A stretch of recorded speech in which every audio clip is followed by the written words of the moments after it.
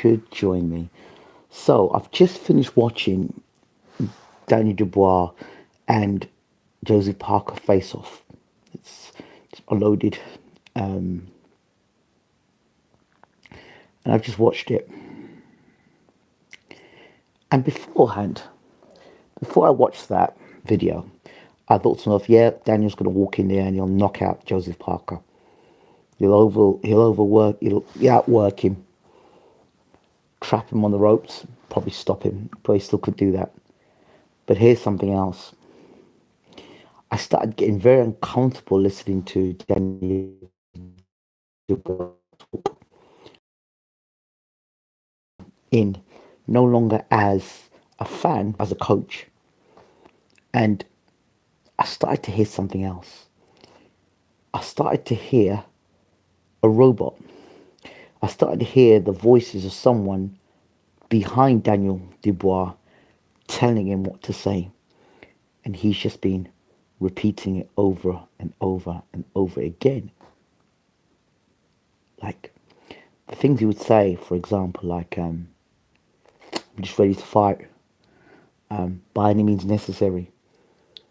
Yeah, I'm going to destroy him and walk straight right through him. I'm just going to go out there and knock him out.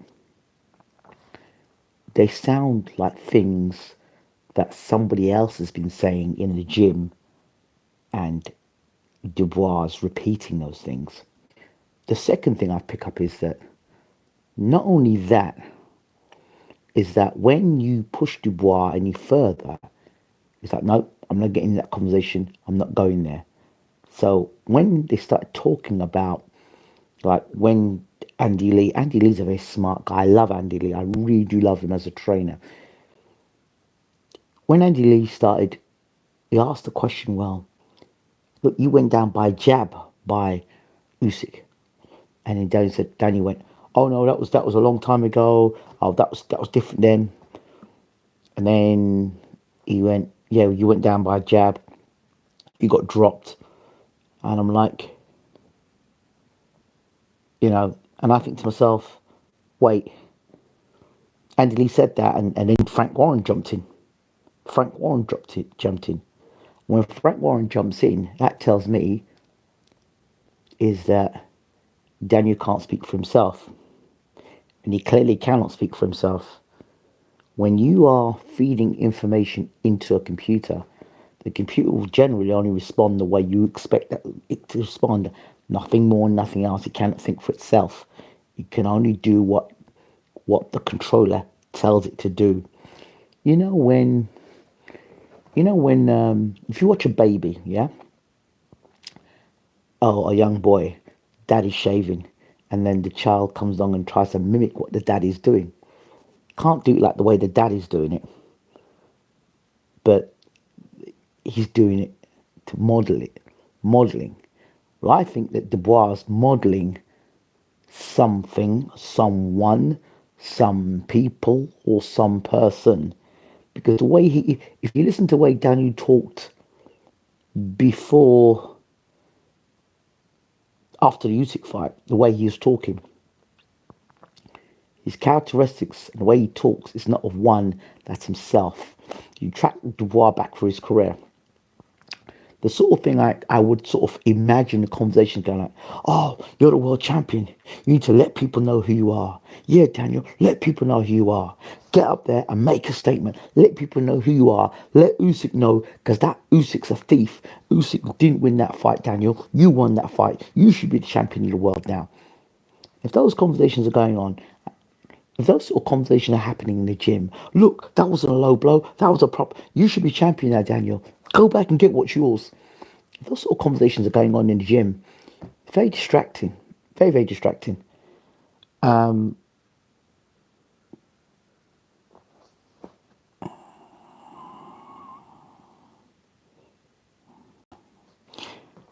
It's very, very distracting. Very, very distracting. So when you think about stuff like that, and the way he's acting, the way he's behaving, it makes me wonder if you scratch the surface and you dig a little deeper, you may find a lost boy inside all that big man talk. There's a lost boy. In fact, there's somebody who's not in complete control of his own self and how he's going to respond. If you go back and look at how Daniel Dubois responds to pressure, I went back, if you go back and listen to my videos back in the day when Dubois was going to fight Joyce, I said Dubois is a boy, Joyce is a man. And as soon as Joyce puts pressure on Dubois, he's going to spit out his dummy. It doesn't matter what, because Joyce will apply that pressure. And eventually, Daniel will find a way out. He did. The Usyk fight, he was doing well. Until he wasn't doing well. And he was tired. And Usyk started putting it on him. That's when Dubois reverted to type. And then got hit with a jab and went down. Because he wasn't in control of the situation. Dubois, has he found out how to deal with pressure, being under pressure? It was different for the Herkovich fight. Now, don't compare to Herkovich. The Herkovich fight, Herkovich came out throwing bombs, but I told you all about Herkovich and Joshua. Dubois sparred Herkovich. Dubois sparred Joshua. And they both were overconfident going into fights with Dubois. Oh, he's the little boy, don't worry me. He's what he's a beat up before. So they came out that arrogant mentality. Joshua came out with his hands down by his side. Knock me out, please knock me out. I don't know if Joshua was trying to be the sacrificial lamb that night or he just doesn't know what he's doing. And then there's the Herkovich fight. There's two good wins, and then we had the Miller fight, who was totally overweight. Now I'm not dismissing the wins that Dubois had. I expect him to beat Herkovich. I said he'd beat Joshua, and the Miller fight was a good fight. But this Parker fight has made me think again. If they can apply the right pressure on Dubois, he'll crack. And all that big talk, if he can't knock out Parker, if Parker's still there in round 6, 7, and 8, and Dubois can't get him out of there, and now Dubois starts walking onto counters by Parker. Parker's still there. Then we go into that zone of what do we do when we're not in control? How do we respond when we're not in control? And this is what happens with Daniel Dubois around the table. I knew that Dillian Whyte was going to beat Parker. I knew he was going to beat him. Parker was too relaxed. And Dillian Whyte, if you go back and watch the face-off between them when they were talking to one another, Parker's like, oh, I've made all the money in the world. What do I need to do? I thought Dillian's going to be just too street for Parker. Going to back him up and bully him. Exactly what he did.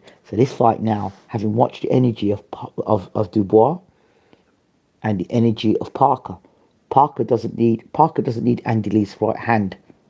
He needs his instructions, but he can box. He doesn't need someone to be telling him things in his ear. Parker's a mature fighter, right? So he's got that maturity. He's been a world champion before. And he knows that Dubois is very much responding and behaving because someone else has input information into him. And it's not his own voice. So more and more as I was listening to Dubois, it didn't sound like his own voice, but it sounded like somebody else's voice telling him what to say. And that in itself is a concern. So when somebody's telling you what to say, and you're not your own unique self, original self, when there becomes a problem, you have to solve that problem. If Dad can't solve that problem when the punches start flying in, Don Charles can't help him when the punches start flying in, because under that sort of pressure, that's where the veil is lifted. That's where we go back to the Usyk fight and Lorena fight. I don't know what Lorena was doing in that fight. You should have beaten Dubois that night. The Lorena fight or the Joe Joyce fight.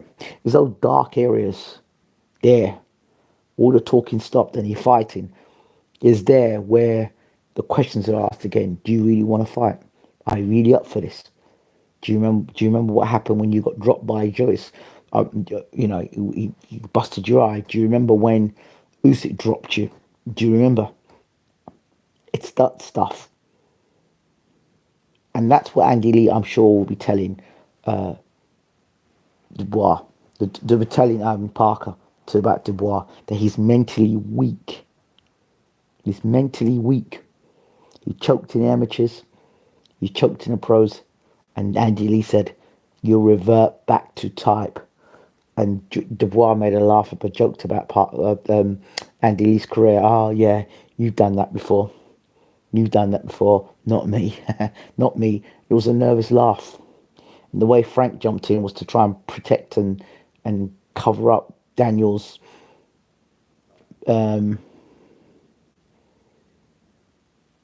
shortcomings. So all that talk of Dubois doing at the moment, all that talking, is because I don't know who's telling him to do it, but it's not. Dubois would never stand up in front of all them people and go and talk to Usyk like that. He wouldn't. That's instigated by his team, not him. So they better hope that they can get Parker out of the ring and knock Parker out in the first few rounds, because they don't knock Parker out, I think Parker might well turn around and stop Dubois and stop the Dubois train. Why? Because mentally, I'm not so sure. He's becoming physically, he's a man now, but I don't know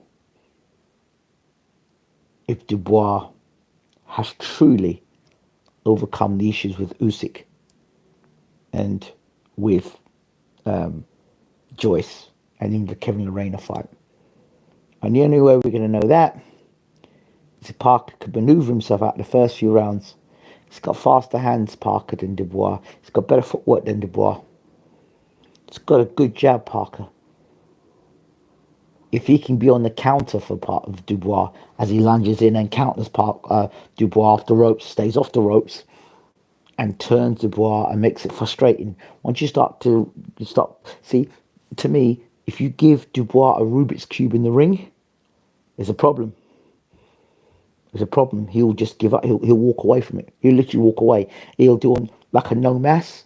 I don't want this. This is too confusing for me. That's why I said a guy like Ajit Caballero would be an absolute nightmare for Dubois, because he'd be like a Rubik's Cube. The movement, the lateral movement, in and out, side to side, the punches, the counter punching, the boxing break now. It's too much for Dubois. Too much. All that sort of stuff like movement and no. Dubois, that guy was come straight forward at him, coming in straight lines, flat-footed, so he can throw punches, cautious to the wind. He can do that and have a punch up. Once you start giving Dubois movement and all that intelligent, sweet science stuff, he's in trouble. And Parker's from the sweet science. So Parker's got all the tools he needs to upset Daniel Dubois, if he can get Dubois doubted himself. And if you listen to the way Daniel Dubois is talking, he doesn't put himself in a position where he can doubt himself. Anytime there's a question asked of him to doubt himself, he will say something like, by any means necessary. By any means, if you feel uncomfortable, by any means necessary. I'm going to knock him out. By any means necessary. And then when he starts feeling uncomfortable, he'll say things like, I'm just ready to go. I'm just ready to go. I'm just ready to go. Almost like a mantra. You go back and listen to him talk over and over again. It's like a robot. There's no emotion to what I'm saying. He's not. It literally, like I said, sounds like if somebody is just programming him, and he sounds programmed. Say this when they do this. Say this when you feel like this. Say this when the conversation is getting a bit on top of you. Say this if they're trying to mock you. Say this if they're trying to be clever with you. Say this if they're trying to get under your skin. And say this to end the conversation. That's what it seems like. So these things, these shortcomings you cannot have in a boxing ring, because you can be physically strong, but boxing it's not just about physical strength. It's about boxing intelligence. Make a man miss, make him pay. Like a bull imagine bull in a china shop. That's the sort of mentality that Dubois has. Bull in a china shop. And that's fine. If a bull goes into a shop and it's all metal around him. The bull in the china shop no longer works. The bull starts to hurt itself, and that's the mentality that Andy Lee's going to be giving to Parker. If you turn Parker, let him come forward. What's the best Dubois can do?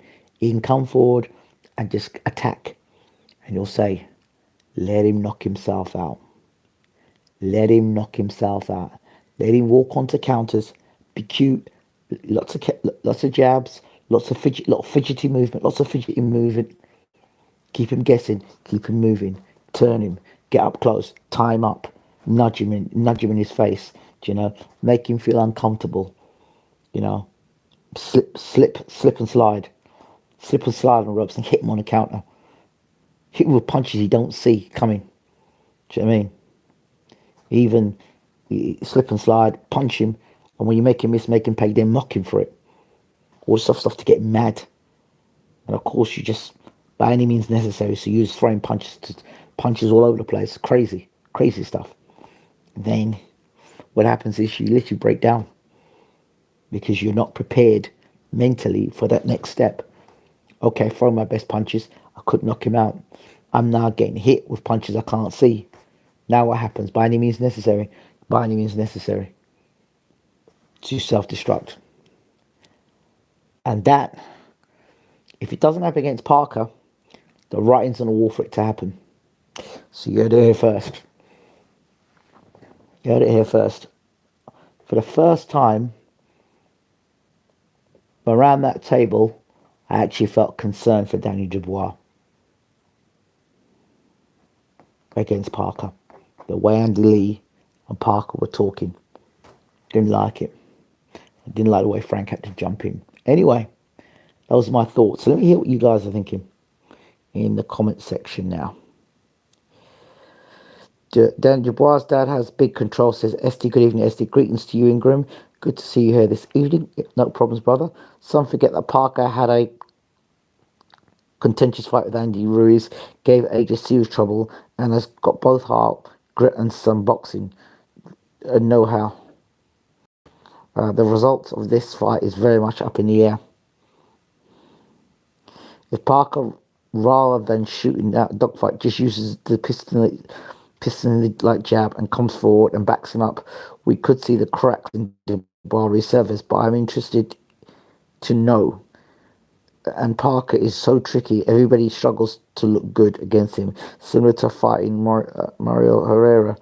Everyone that fought him, even beat him, didn't look that good. Very tricky. Parker has solid work ethic, doesn't blow up between camps, stable life outside of the ring, so he's a problem for anyone that doesn't take him seriously.